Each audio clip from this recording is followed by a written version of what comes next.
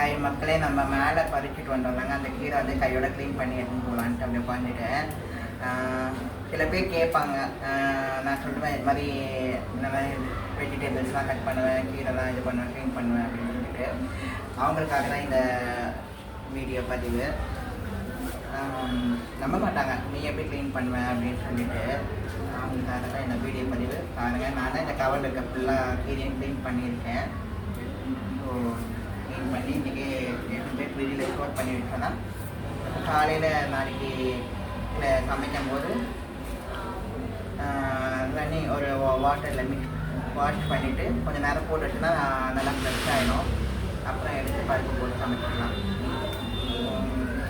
எல்லா ஒர்க்குமே பண்ணுவேன் நான். க்ளீன் பண்ணுறது, வெஜிடபிள்ஸ் இது பண்ணுறதும் சமைக்கிறதுக்கு தான் என்ன ப்ராக்டிஸ் பண்ணலை. ஸோ அதோட கூடிய வேலையில் சமைக்க ப்ராக்டிஸ் பண்ணிட்டு அந்த வீடியோ கூட போடுறேன்.